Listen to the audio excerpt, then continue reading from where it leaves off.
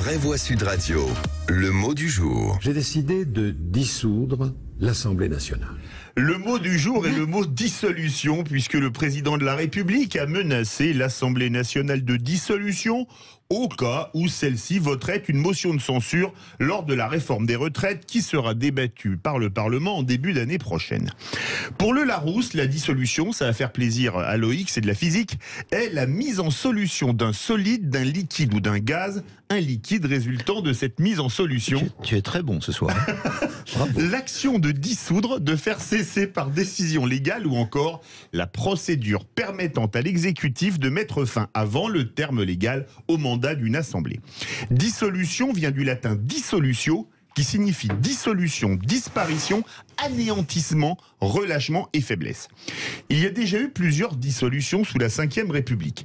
Toutes sauf une ont assuré une victoire à la majorité désirée par le président de la République qui, en prenant cette décision, a pour ambition de dissoudre façon aspirine vitaminée C dans un verre d'eau l'Assemblée nationale.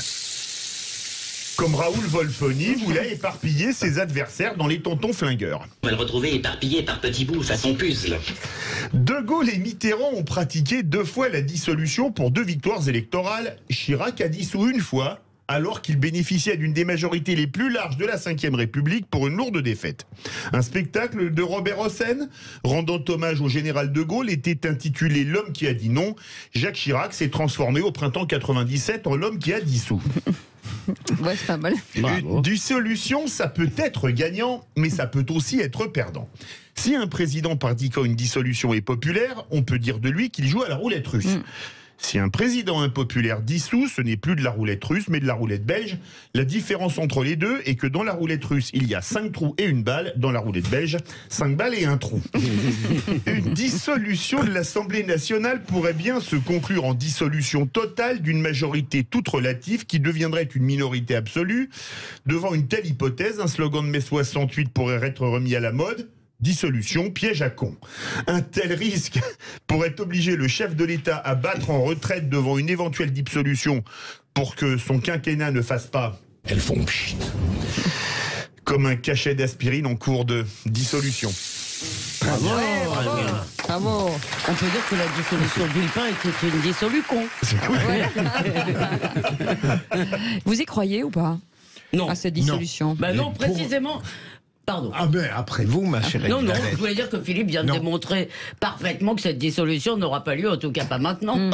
Il faudrait qu'il y ait une conjonction peu probable de la NUPES, de RN, et puis bien sûr des Républicains. Même si je ne désespère pas que les Républicains, peut-être, j'ai lu un entretien de Marlex très intéressant sur la dissolution, pourraient avoir envie, peut-être, de manière pas si suicidaire que cela, de casser la baraque pour changer un peu de régime. Loïc ?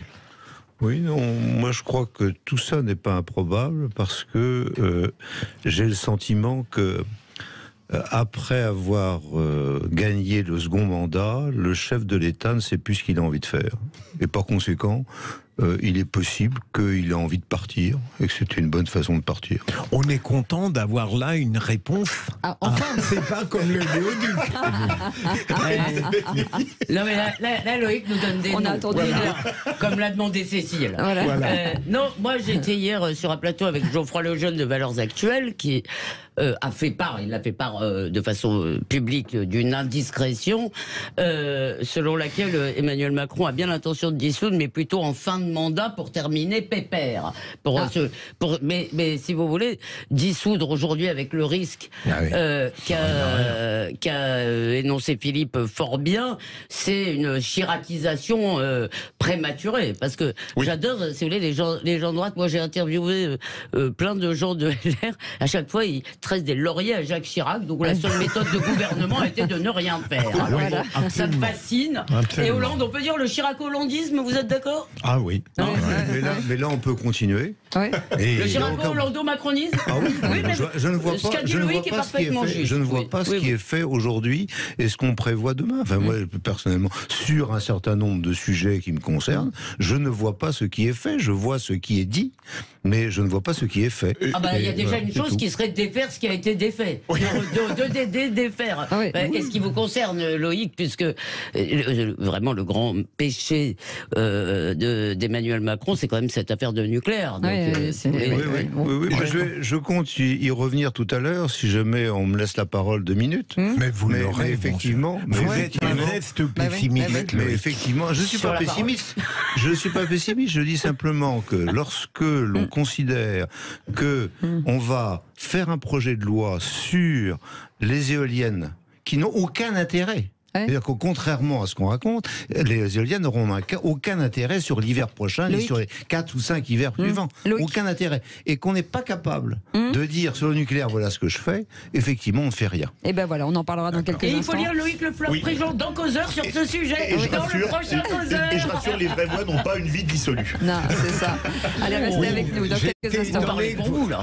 Ouais. Vous ne parlez Sud Radio.